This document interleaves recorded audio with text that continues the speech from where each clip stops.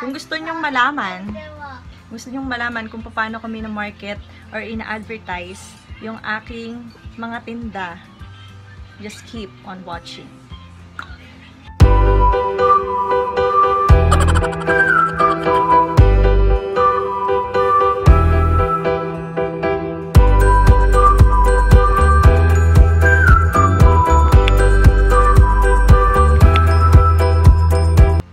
Isang mapagpalang araw sa inyong lahat mga ka-EPS. Hello, this is Mommy Epi at ito ang ating ika-31st vlog.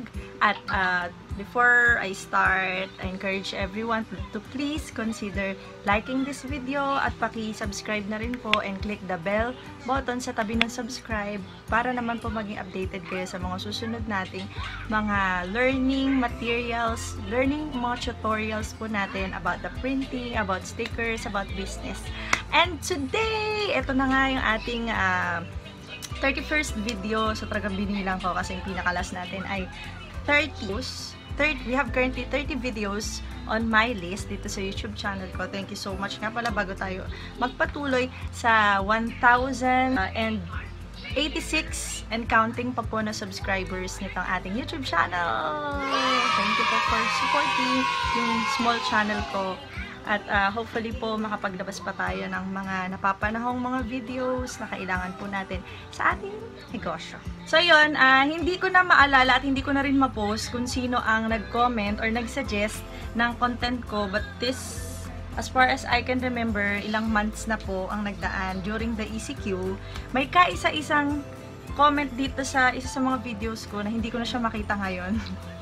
Na nagtatanong siya, how do I market my stickers or yung products and services ko etong panahon ng ECQ? Yun yung tinatanong niya, which isang tao lang nagtanong nun, pero nag-click talaga sa isip ko na, uy, pwede natin gawing content yon, lalo na nowadays na sobrang kailangan natin ng sales, diba? Aminin natin sa sarili natin, kailangan nating makabenta. I think as far as I know din na may mga videos na ako about stickers, sticker printing, sticker cutting, sticker making, ano yung mga basic. At pag inaral niyo yung basic na yun, makaka-area na kayo. Okay, pero gusto ko isingit for this week na video, since uploading time, is ito yung pinaka magiging way natin para mas makabenta tayo or magkaroon tayo ng profit natin or ng sales at doon makakukuha ng profit later on, diba? So yun, bigyan ko lang kayo ng background. Before this pandemic, I've been to online world year 2015. Hindi ko na sabihin kung anong entity yan or anong project or company yan. Okay, nag-umpisa ako online. Doon ko natutunan yung pwede palang magnegosyo kahit wala kang tindahan. Okay, nung time na yun, 2015. Then 2016, another company. So pagdating dito, online network marketing naman ang pinasok ko for 2 years. 2016, ayun, 2 taon. Okay, 2016, 2018, isang company din na hindi ko na rin babanggitin, and nagkaroon ako ng award which is the 500K award. At yung sales ko noon ay umabot ng 500,000. So, yun din ay sa pamamagitan lang din ng ginagawa ko. Yun nga yun, ituturo ko ngayon sa inyo. Ay, hanggang sa nung hindi na masyadong pumatok yung online marketing na yun or networking company na yun na sinalihan ko, existing pa rin pero hindi na fully operational, i-loading na lang siya, ay eto nga. So na-discover ko itong paggawa ng stickers, kaya nga ako may YouTube channel ngayon, diba? Sticker Devils Maker, yun, consider ko yung sarili ko as a crafter, ganyan. Ayun, paano ba? Diba? Kasi kung mayroon tayong skills pero wala naman tayong mabentahan. Kung gusto nyong malaman kung paano kami na-market or ina-advertise yung aking mga tinda, just keep on watching. Ayan, so nalaman niyo na kung ano yung history ko Okay, sa pagbebenta. Benta.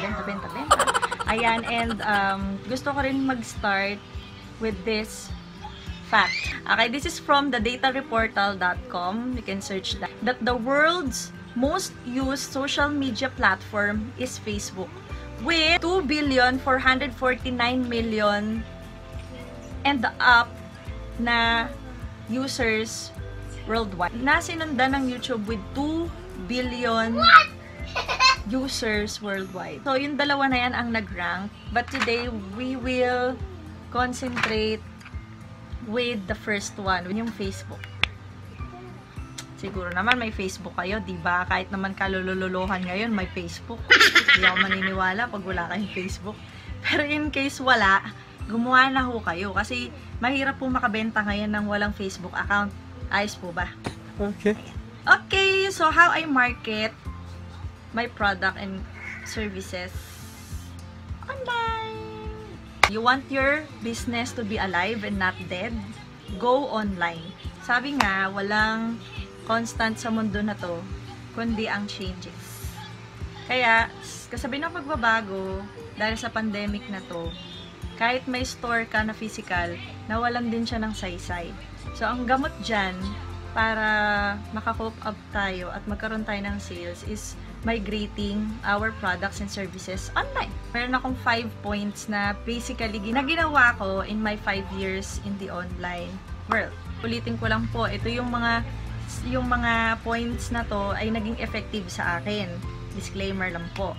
At hindi ibig sabihin na naging effective sa akin 100%, magiging effective na rin sa inyo ng the same amount. Or magkakaroon din sa inyo ng exact effect katulad sa akin, hindi po, no? Which papaliwanag ko rin naman mamaya isa-isa. Number 1. Ang pinaka-importante na magkaroon ka bilang isang negosyante sa panahon ng pandemic para ma-market mo ang mga tinda mo is a Facebook account. Madali lang na mag-create ng account. You can search naman sa YouTube kung paano. Doon sa Facebook account na yon, mag-create na ho kayo ng Facebook page. I will be creating a video about it kung paano siya basically ginagawa, okay? Pag nagawa ko na siya, ililink ko na lang dito sa description box below. Pero hanggat wala pa, you can search sa YouTube naman. Meron naman siguro mga Tagalog versions dyan. Maliit lang kasi ang percentage ng online effectivity ng personal FB account. I-compare mo sa page, okay? Isang paghahambing. Ang Facebook personal account kasi hanggang 5,000 lang yung friends niya. Kumpara mo yan sa Facebook page or Facebook business page na pwede kang magkaroon ng unlimited connections sa mga followers mo. Okay na yun sa first point natin. Nakagawa ka na ng page mo, meron syempre Facebook account mo. Para makagawa ka ng page, dapat may Facebook account ka, diba? Kung meron ka na yan, okay na yan. So, 1 point nagawa mo na. So, here's the second point. If you already have your Facebook business page, you must post daily. Pwede niya gawin yan, or twice a week, or thrice a week. Or weekly, post sa page nyo. Maraming pwedeng i-post dyan na magiging effective talaga para makakuha ka ng engagement from your followers. And at the same time, ka-share siya. Okay? Examples of this are quotes. Daily quotes or weekly quotes. Then, yung mga orders or processing mo that are done or sold. Pwedeng testimonies. Pwedeng video presentations. Pwede ka rin mag-post dyan ng mga reviews mo or reviews ng mga clients mo. Pwede mo i-post. As well as the products and services that you have. In the form of images, gift images, and the like video, syempre katulad sinabi ko kanina, and others. Napakadami ko nakikita ng mga pages na ang gaganda ng presentation ng kanilang page. So, I will also make another video for that, how to make your Facebook pages presentable. At hindi lang siya presentable, kundi maging maganda yung branding, yung dating niya. Ay, yung second na to is I post. Ako kasi, nung una nagagawa ko pa siya. So, na mag-post ng regularly. Pero ngayon kasi, parang pinaplano ko rin siya, pero sinusulat ko lang dito. Hindi ko na siya nagagawa ng yung mga video, ganyan. Pero as long as maging maganda naman yung pinopost mo, then yung materials mo, napakaganda po niya na i-post sa page mo, okay? Basta anything na related sa business mo na makakapag-engage ka ng mga followers mo by yung palatandaan yan is that they will react, they will share, they will comment on that post.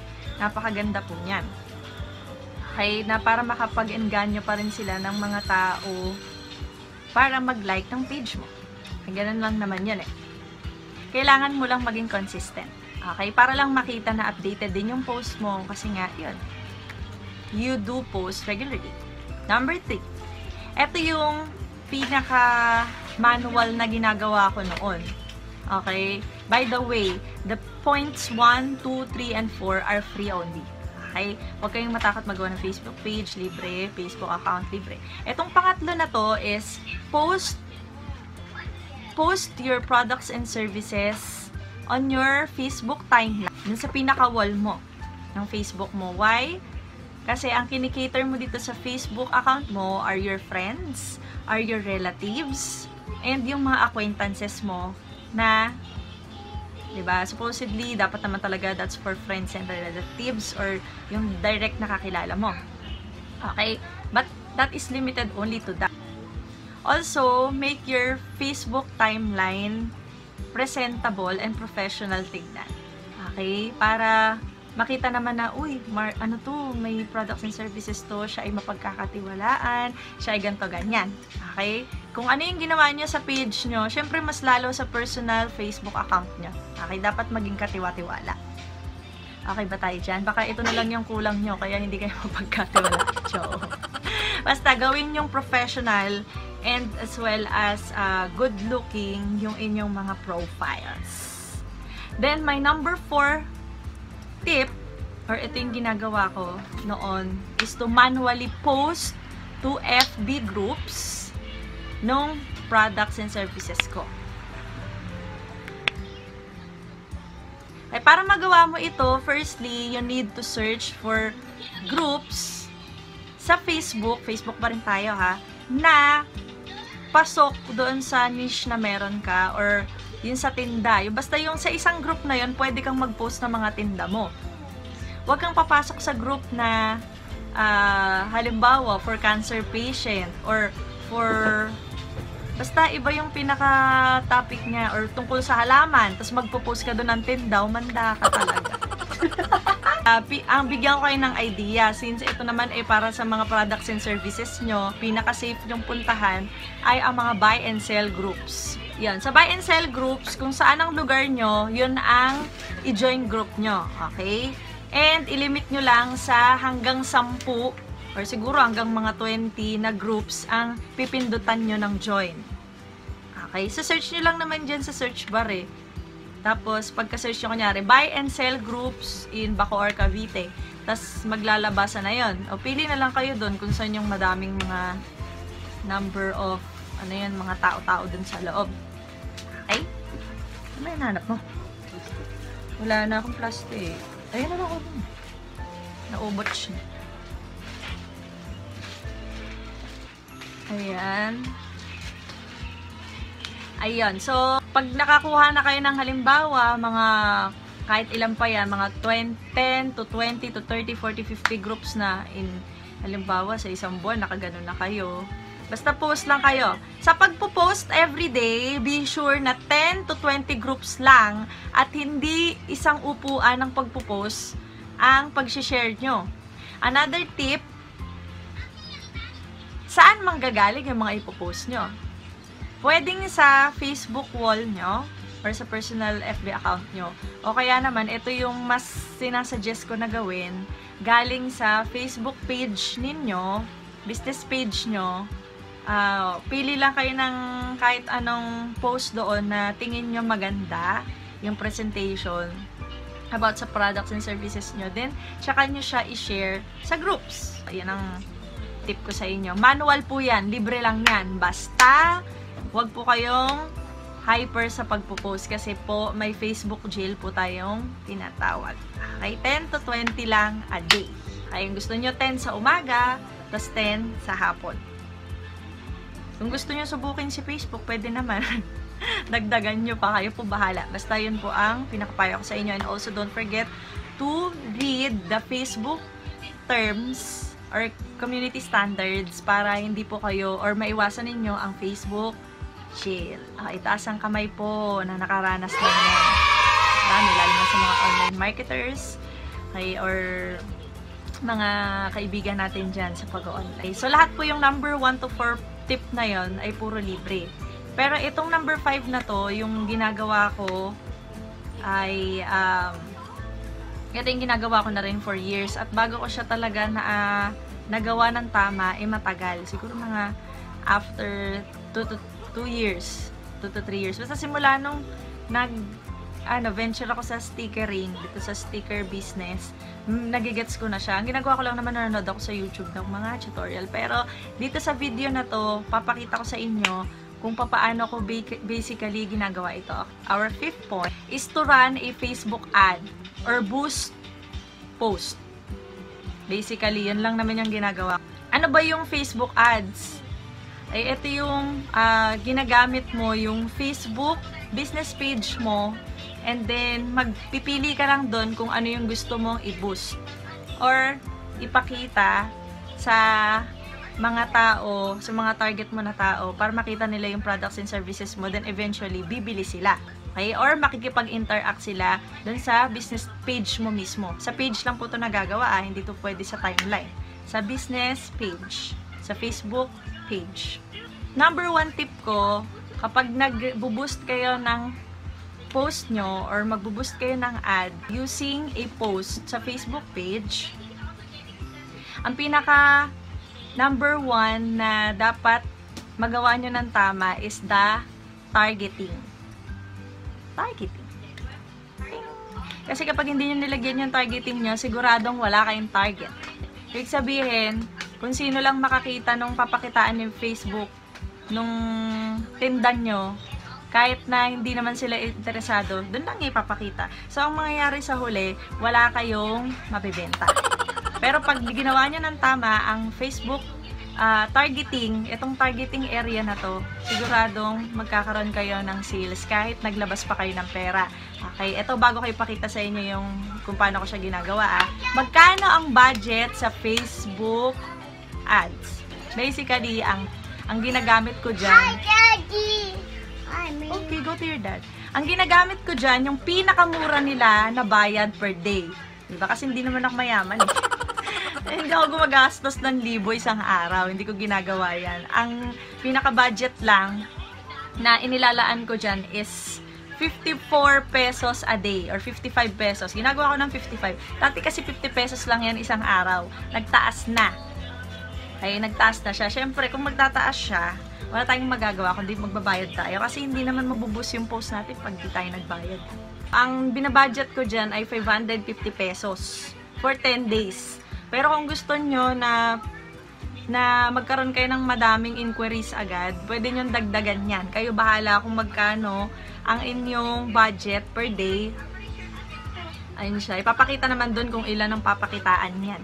Okay? Na magiging engagement niyan, yung post niyo. And with that, ipapakita ko na sa inyo paano ko siya basically ginagawa. Ayan, so andito na tayo sa ating page. First way na pwede nating i-boost yung post natin. Okay, halimbawa ito, huwag na tayo lumayo ha. Dito sa naka-pin post ko. Naka-video yan, na maikli lang. Okay, click boost post. Yan siya. So, automatic. Usually naman kung ano yung default, hindi mo na yun gagalawin eh. Ganun naman sa FB. Add button to your post. Okay, pwede nyo siyang lagyan ng send message. Pwedeng maging client ng babae or lalaki. Ito, mas mataas talaga mga babae kadalasan. Yan. Tapos sa age, ginagawa ko, binabawasan ko lang siya na para sa akin, ha. Effective yung hanggang mga 55. Kasi minsan pag medyo matanda na, ayaw na nila nung Facebook. Ayan, since ECQ ngayon, napakahirap magkaroon ng mga clients sa ibang lugar. So, para sa akin, pang dito lang muna sa Bacoor. Bacoor, Calabarzon, pati paligid, o Imus. Importante to, yung location. Ano pa, mga paligid natin, yung malalapit dyan. Okay, basta yung sa paligid lang. Kawit. Yan. Ano ba yung mga tabi natin dyan, mga beshi? Laguna. Yan, Laguna, Calabarzon. Calamba, Laguna, Cabuyao, Laguna. Ikaw bahala kung saan Laguna. Ayan. Tapos, basta yung mga sakop naman yan na mga sakop ng location na pinili mo, dyan possible pwedeng mapakita yung mga ads mo o yung ad na niran mo or babayaran mo sa FB. Paranaque, malapit din tayo dyan. Paranaque, Metro Manila. Pasay. Basta, kailangan mo lang naman dito sa audience, maging specific ka kung saang mga lugar naka-base yung mga Facebook account na papakitaan. Or yung mga target market nga, ika nga. Okay, kunwari yan, okay na ako dyan. Kasi Bacoor lang naman ngayon ang usually tina-target ko kasi ECQ ang hirap minsan magpa-ship. Pero yun nga, hindi pa rin pwede limitahan sapagkat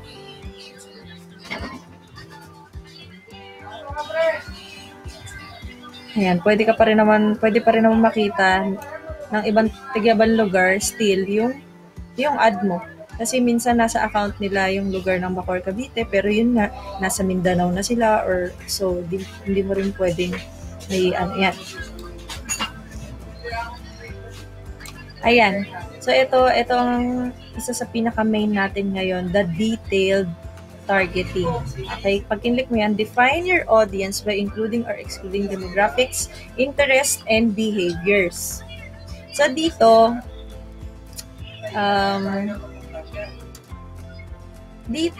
kailangan ma-define mo or ma-specify mo kay Facebook anong mga klaseng tao ang gusto mong ma-attract ng post mo.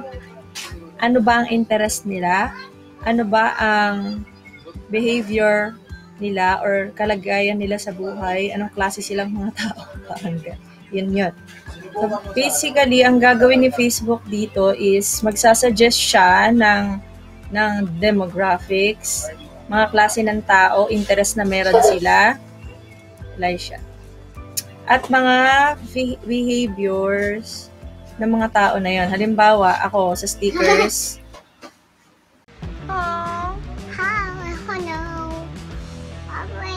Nakaka-relax na, Mickey. Ano, asiwa? Nakikita niyo ba yun? Daddy! That is an... like, I'm don't do that to me. I'm good at this.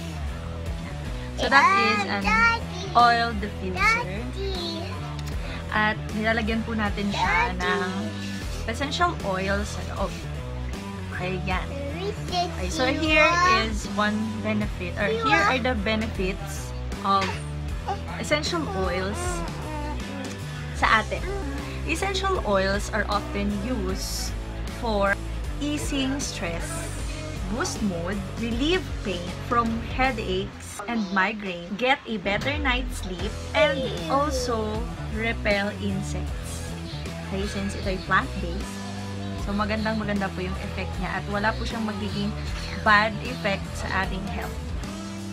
Okay, so ang oil diffusing is very helpful and healthful sa atin. Gusto niyo rin magkaroon ng ganito and to know more about the benefits of oiling, kindly contact Lorinel Tabudlong Lucero, which I will put the description of her FB account dyan sa baba para makapag-inquire kayo sa kanya about oiling. Okay pa? Nakaka-relax ang lavender oil. Okay, tapos lagyan mo pa ng ano-anong plant-based oil dyan. So, Nakaka-ease siya, nakakatanggal siya ng stress lang. Okay, avail na po. Upstairs cellphone yan. Briny, stop. The stickers, so small business. Okay, pwede ko i-click yan. Interest yan. Lalagay naman sa kabila. Doon sa kabilang side, yung mga suggestion, small business, ano yan, interest. Okay, click ko yan. So, madadagdag yung small business. So, dahil gusto kong mag-target ng mga small business muna kasi nga small quantity, tumatanggap naman tayo ng mga small quantity of orders. Small business owners, small business. Basta yung kung ano yung suggestion, doon ka lang kukuha. Small business owner. Or kung mayroon kang ibang brand, halimbawa ng product mo, halimbawa, kung pang health yan. O pwede mo ilagay sa'yo, halimbawa, organic food. O, sa'yo yun Saan kasi hindi, sticker kasi yan. Pero pwede mo idagdag any interest na meron sa suggestion na tingin mo, papatok siya, or na tingin mo, pag pinakita doon ni Facebook, yung babayaran mong ad na gusto mong i-boost, bibili sa'yo. Okay, ganun siya. So, ikaw magde-decide nito. Ano pa ba? Label. Okay, kasi mga label yan sa akin Label. Sticker. Pwede ko yan ilagay. Okay, yung mga taong may interest dyan. Sticker. Mismong ibubus mo. Okay, save mo na yan. Pag ano ka na dyan, satisfied ka na. For example lang. Pag natapos ka na dyan sa targeting, automatic placement. So, nang galawin yan. Okay. Okay, sa akin kasi, matalino na si Facebook ngayon.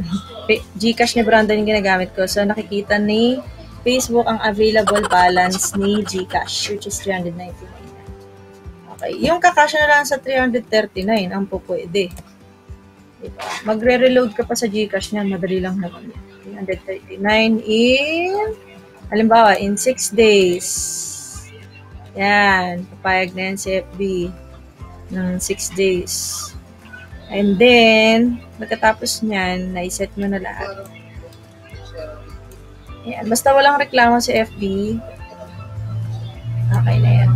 Then, estimated people reach is 360 to 1,100 people per day ang pwedeng ma-reach. Ibig sabihin, pag sinabing reach, yung pwedeng makakita na target mo ng mismong post na binayaran mo kay FB.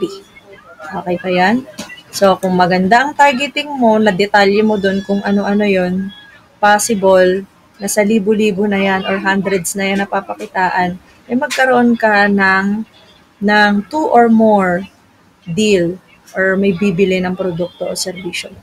Ayos ba yan? So, tingin mo ba kung 339 yung pera mo in 6 days? Tapos, nakakita per day ay 1,100. May bumiling 2. Tapos, maramihan. Bawi ba yung 339 mo?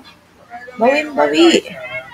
Diba? Kaya, kung susundin mo yung basic na tinuro ko sa'yo, lalo na sa pagta-target, okay, at pagsiset ng lowest budget, makakaya mo din yan.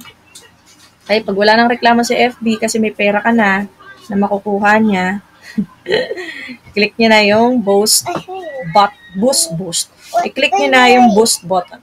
Okay, hindi ko na i-click kasi may niraran na ako. Isa-isa lang ako mag-run. At magiging magastos sa part ko kung iraran ko pa yan. Yan, I hope this video helped you. Yan, I hope this video helped you a lot at you learn more from this. Na hindi lang pala yung best quality ng products and services mo ang dapat mong pagfokusan. Also, dapat makita mo rin yung kahalagahan ng online marketing and online advertising ay hindi rin pwedeng i-ignore. At dapat ito ay kapantay din ng quality products and services mo. By starting today, starting now, magagawa mo yan. Okay? By having your basic. And then, yung pagre-research mo through YouTube University and Google, kayang-kaya mo na po yan. Ayan. And if you like this video, please comment down kung nagustuhan mo. Please like this video. Mag-react ka lang ng mag-react dyan. Kung di mo nagustuhan, mag-dislike ka. Ganun lang naman yun. But yun nga, I want to share my online experience. Okay, kasi para makatulong din sa inyo na nag-uumpisa pa lang, paano kayo makahanap ng mga target clients, which is best found online din dahil wala naman tayong face-to-face. So, yun nga.